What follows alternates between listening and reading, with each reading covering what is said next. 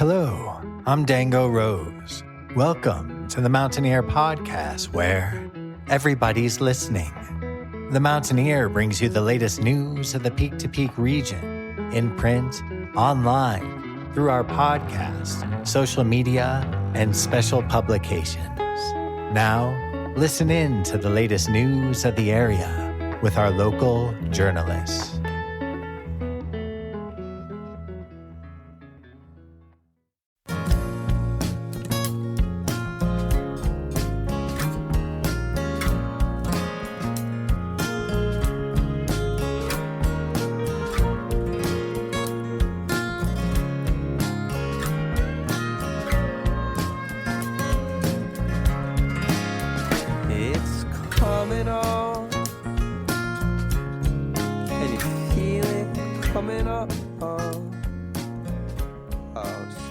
Welcome back to the Mountaineer Podcast, where everybody's listening.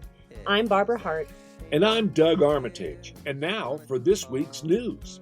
Our intro music this month is Change by Grant Livingston. Change is a song of hope and a prayer calling for positive momentum. This song is inspired by the love, beauty, and harmony created through collaboration. This episode is brought to you by Brightwood Music, Very Nice Brewing Company, Good Life Pilates, Hardt's Backhoe, Howling Wind Brewing and Blending, and of course, the Mountaineer newspaper. There's something going on. Maybe it's happening in the way beyond.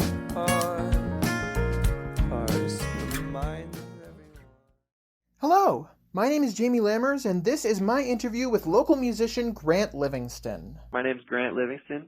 I'm a musician who just moved to Netherlands recently. What is your musical background? How long have you been playing music, and how long have you been doing it as a career? I've been playing music since I was about 10 years old or so. Started taking it more seriously when I moved out to California in 2013. I was playing in a band out there for a while, and we were gigging around mostly Northern California, and that's when I started taking it more seriously. And then I moved out here over the summertime and have been bouncing around Colorado, playing a bunch of gigs and getting to fall in love with it here. I'm loving it. You're going to be playing in the Peak to Peak area soon, am I correct? That's correct, yep. In February, I'm going to be playing at Knotted Root on the 4th, and then the following night at Howling Wind in Rollinsville over on the 5th. Those should both be good times. I'm going to be playing with a duo or a trio both those nights.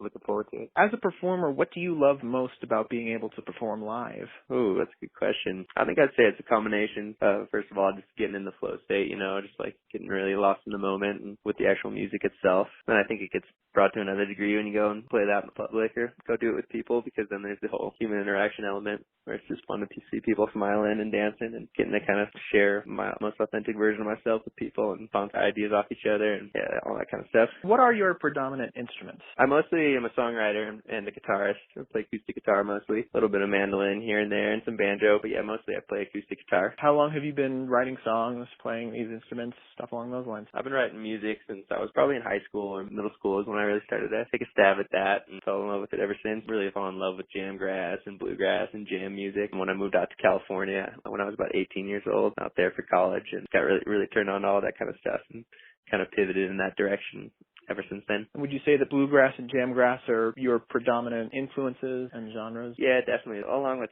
songwriters like Bob Dylan and the classics, like, Robert Hunter and Jerry Garcia and all those guys. But along with that, I love jamgrass and bluegrass and kind of the live electric energy of those kind of shows, and that's a big influence on my music. And would you say you have a particular style when it comes to being able to pick up your guitar or your mandolin or whatever instrument you're playing and playing it in a certain way? Or I'd say my style is pretty fluid. It goes somewhere between some flat picking and bluegrass kind of stuff, but then also a lot of kind of funky rhythmic kind of stuff, and then also some classic folk songwriter progressions and that kind of thing. So it kind of depends on what context I'm playing in, but sometimes I play solo acoustic, which is more like my songwriter kind of mellow folky context, and then I also play with a 4 or 5 piece band called Grant and Friends, and that's more electric and kind of jam band based, and we use improvisation and extend songs and all that kind of stuff with the electric band. And how did that band start up? That one's a pretty new project. So I moved out here this summer. That was kind of the main mission of moving out here, was to start another band. I'd been playing in a band with a similar sound in California, and I really loved that, but just kind of had heard so much about the music scene out here for jam and jamgrass, all that kind of stuff. And so I moved out here with intention of starting a project, and was lucky to meet some really awesome musicians here in the last couple of months, and we've been putting them together and gigging a bunch and having a whole lot of fun doing it. Is there anything else you're hoping to do with being able to perform up here in this area? area. Definitely want to start bringing the band up here more often. We don't have any dates in specific, but I've been talking to the Caribou about hopefully putting something together for the new year. I'd love to bring the band up and do that kind of thing. We're also going to be involved with Frozen Dead Guy Fest, which I'm really excited about. We're still working out a date and time, but me and my band are going to play up at that festival in Netherland here, so we're really looking forward to that and grateful to be added to that lineup. And what do you hope people take away from your live performances or from your music in general? I hope our music can provide a space for people to just kind of get lost in the moment. You know, whatever the moment brings you there with our music, whether it's healing, joyful experience or whether it's, you know, processing something less enjoyable or whatever it is, really just to get lost in that moment and to feel some version of life and kind of interact with us, pouring out what we're feeling and going through in our lives and just have those energies meet and experience together, I guess, is the bottom line. I think those are all the big questions that I have on my end. Thank you so much for coming on board for the podcast. We really appreciate it. Yeah, absolutely. Right on. Thank you so much, Grant, for coming on board and joining us for the podcast. If you want to see him live, you can catch him performing at Knotted Root Brewery on February 4th, 2021, and at Howlin' Wind Brewery on February 5th, 2021. And now to the news desk. Check out this week's full music listing, including where to be and what to see this week across the Peak to Peak region, as well as an action-packed edition full of Nederland and Gilpin school news, events, government, and more. The weekly print and online edition hits stands every Thursday by noon. Are you a local musician or artist? Would you like a feature story in a print edition of The Mountaineer, as well as on our podcast, website, and social media? Interviews are completed in person or by phone with our professional journalists. Interested? Email publisher1977@gmail.com to get on the list for an upcoming edition. A big shout out and thank you to everyone that donated to the News Colorado Needs matching grant and the local news grant. We couldn't do this without you, and we appreciate it. Thank you for listening. Here with Angel O'Grady, and we are talking about Angel's Perfect Pasta. Angel, will you tell me what inspired you to start doing pasta? Well, I've been trying to think for quite some time on what is going to be my new niche. I've been wanting to kind of get out of the business that I've been in for some time and just kind of go in a whole new direction. I didn't really even think about pasta until one day I was just sitting around hanging out with my husband and we were watching one of the MasterChef series and a lady came in and started making pasta. And I was like, well, we've got the Cajun gal and we've got the other person who does, such and such. And so I was like, well, why don't I try out making pasta? Kind of just took off from there. I asked my husband for a pasta press for my birthday and I watched quite a few videos and I just kind of took to it. What was your official start date or month? It was a little after my birthday in August.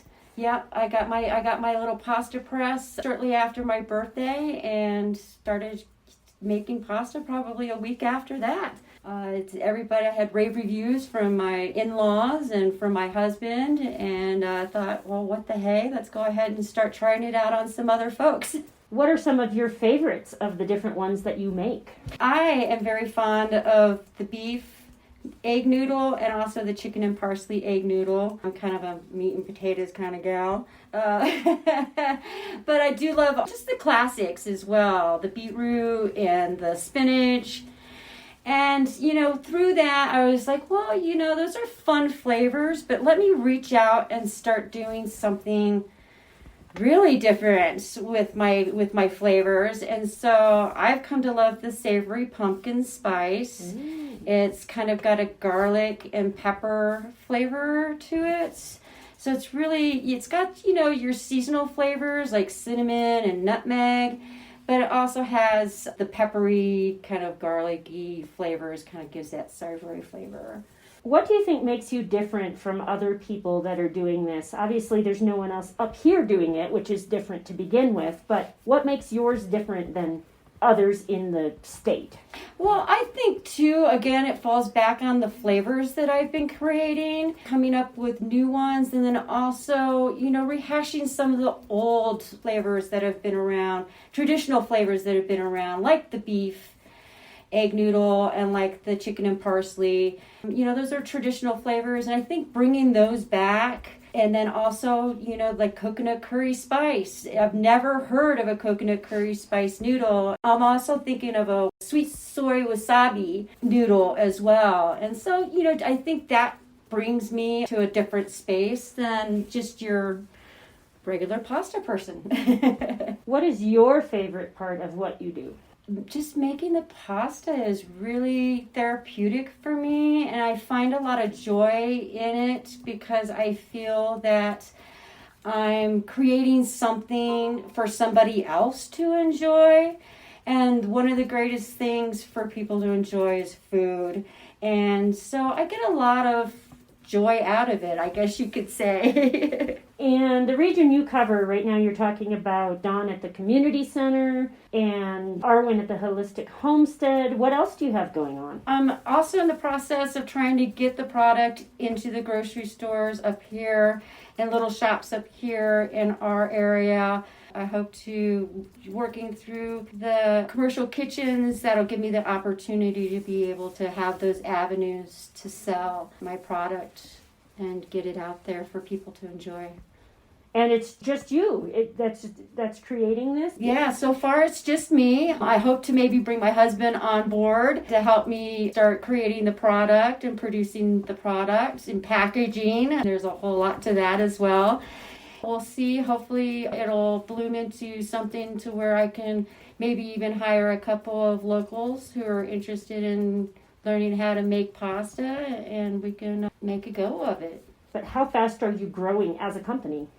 Oh gosh, a lot faster than I thought I was going to grow. Yeah, things are really taking off. I mean, I've only been doing this for, it's not even 6 months now, and I've gone from creation of product and creation of recipes to hopefully being on the store shelves for people to buy within less than a year. I'm really excited about how quickly things have been growing. I think that wraps up the questions about the company. If you would tell me just a little bit about the pasta samples you brought here, just a few things that you really like about them. Oh, sure, yes. I have several different flavors going on here. I've got a classic pappardelle, which is a wide pasta noodle. A friend of mine fell in love with it. She actually was the one that was part of the inspiration for going up into doing a pappardelle pasta. It's really rich and big, luxurious, wide noodles. And then I've got classic spinach fettuccine. It has really rich, nice flavors. It has organic spinach ingredients in it. I've got our chicken parsley egg noodles, which is another one of our all-time favorites. It's really rich in chicken flavor. It's great with adding to your chicken soup or doing I just like it with a little bit of butter on top.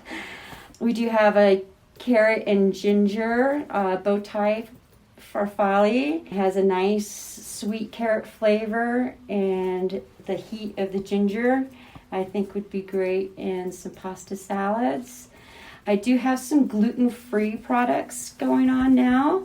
I'm really excited about getting out into the market as well. We've done some sampling, and I feel like we've really come up with a great recipe for them.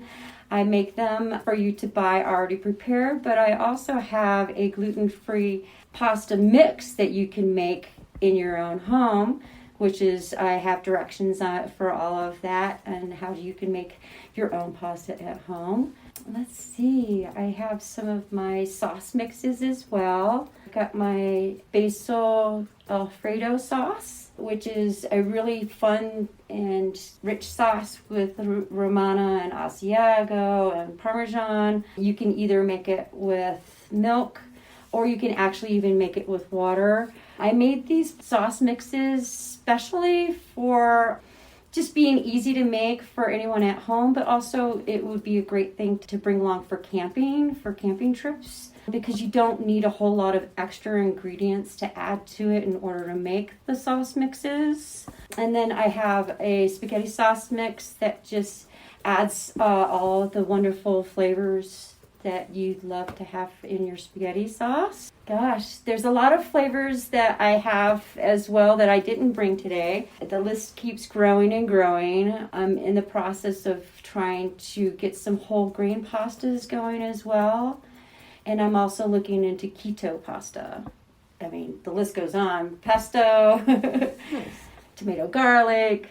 I'm looking at a chili cheese. I like in the middle, and I was like, chili cheese noodle. But see, I got a new extractor as well.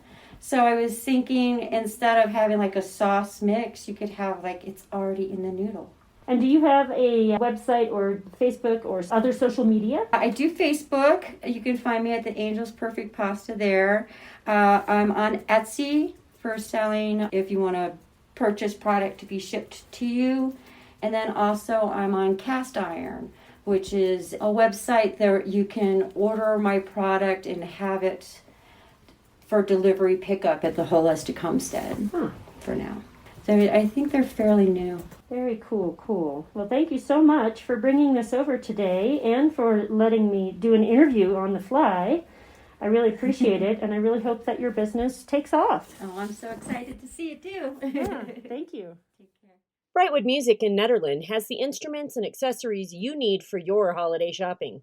Not sure what your gift should be? Brightwood offers gift certificates as well. Brightwood Music is family-owned and operated and has been a Nederland staple for more than a decade. They are located at 20 East Lakeview Drive, Unit 109 in Nederland, and can be reached at 303-258-8863, or you can find them on Facebook at Brightwood Music. Do you have a business in the Peak-to-Peak region? Send us your pitch. We cover every business from Allens Park to Central City with all of the towns and canyons in between. Email publisher1977@gmail.com to be included in an upcoming edition of our Business Short Takes, or submit online to our website at www.themountaineer.com. On January 1st, the Mountaineer will be starting the Keep It Local campaign, which features small businesses in Gilpin County. If you'd like to be added to the list, please email us at publisher1977@gmail.com. My name is Jamie Lammers, and this is my interview with the owner and the employee of Corey Sutton, Inc., Corey Sutton and Alicia Jewell. I am Corey Sutton. I am the owner of Corey Sutton, Inc. in Netherlands, Colorado. And I'm Alicia Jewell, and I work for Corey at Corey Sutton, Inc. in Netherlands. And I started working for him at the beginning of December. What exactly is Corey Sutton, Inc.? We are a full-service hair salon that is an Aveda-exclusive salon. I've personally been with Aveda for 24 years. I've done a little bit of everything within the company, and the salon was originally in Boulder, but I have lived in the Netherlands for going on 10 years. And when my lease came up, it just seemed like the right thing to do, just move it to the town I was living in. So we do a bunch of hair. How long has the business been going? So Corey Sutton, Inc. has been around 8 years, since 2013. What do you guys offer in regards to services to the community as well, in regards to things that you're proud to offer through the service? I would like to say, I treat each individual with the utmost respect. I go above and beyond to make them more comfortable. I think with the education that Alicia and I both have, we give very high-end services, which is something that we have found that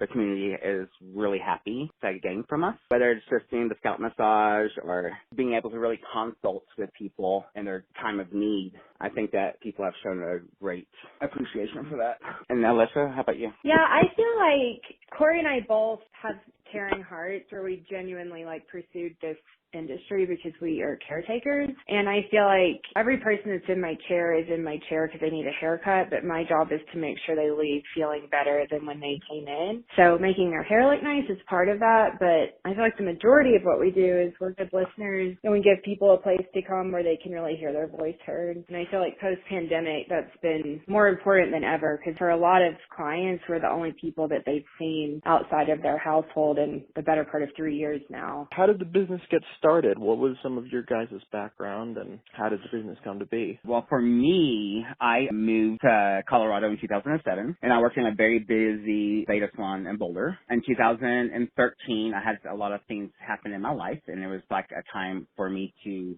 do it, just go on my own. I had been an educator for the company. I had done a lot of things. We've been working my way up through like a company corporate kind of level, and I just wanted to do my own thing because I think as stylists, we're artists, and we all have our own vision and goals, and so the only way to do that is just to jump and do it. And so that's how that started, and that's when I opened up my place in Boulder, and then I kept everything the same while moving it to Netherlands. Alicia, how did you become involved? So I went to the Aveda Institute, I believe in 2006, and then I was an assistant at a busy high-end Aveda salon in Boulder for 2 years, and then took a job at a startup salon called Twig Salon on Pearl Street.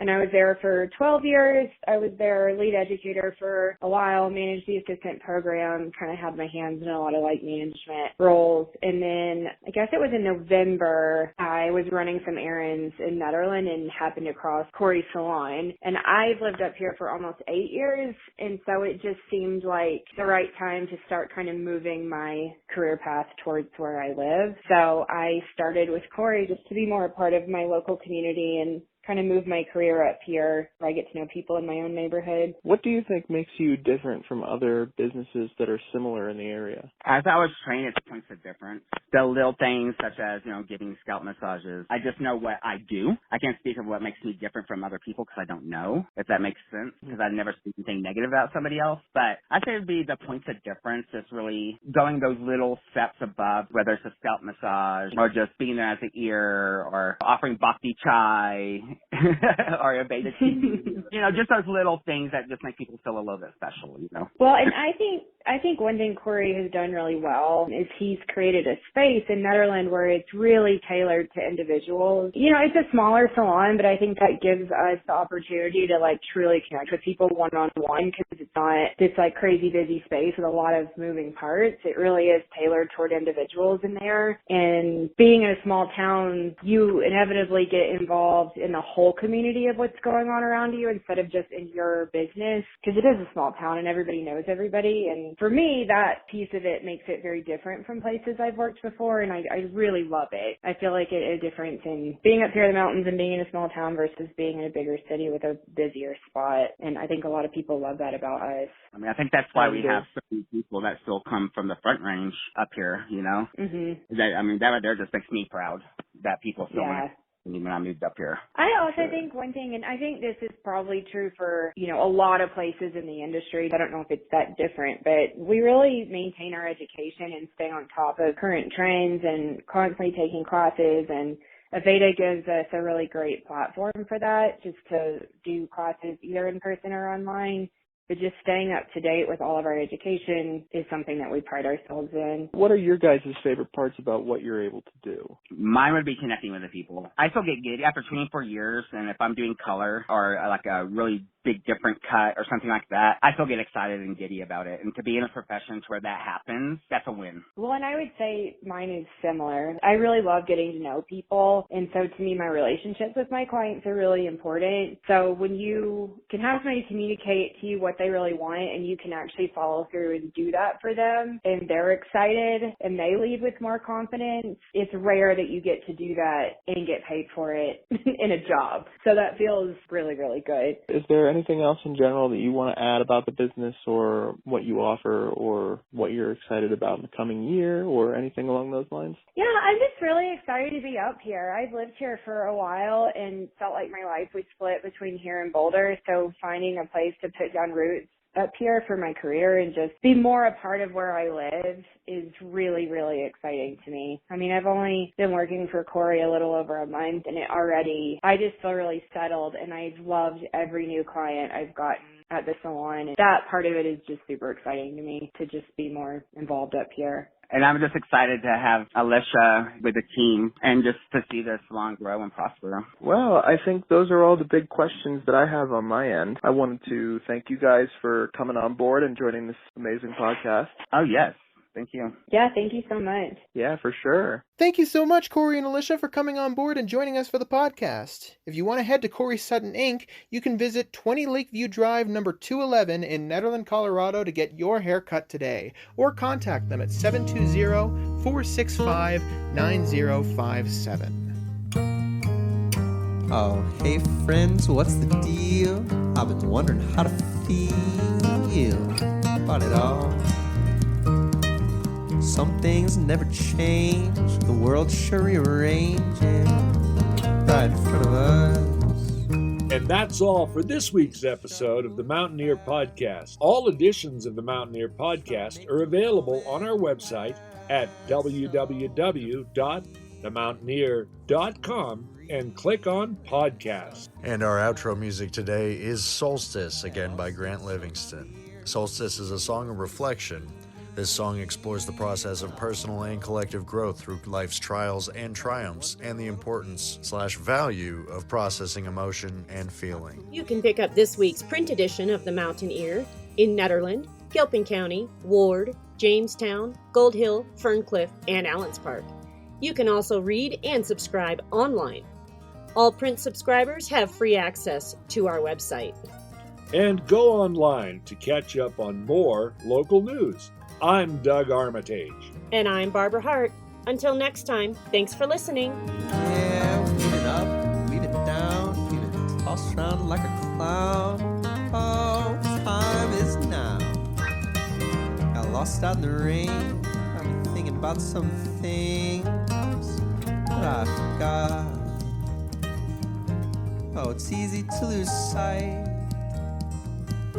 when you don't know what is right. So tell me, where do we begin? Just trying to grasp what state we're in. Oh, to move along. We've been kicked down in the snow, almost buried, don't you know?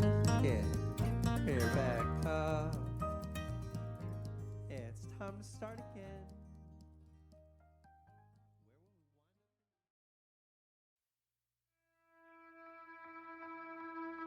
And that's it for our show. Subscribe online to get more access to more news, weekly updates to our community calendar, and a link to our YouTube channel by visiting themountaineer.com. Be sure to use the coupon code PODCAST when subscribing for a 10% discount, only available to our listeners. If you are in the local Peak to Peak area, be sure to pick up a print edition of The Mountaineer at a local business. I'm Dango Rose. Thank you for listening.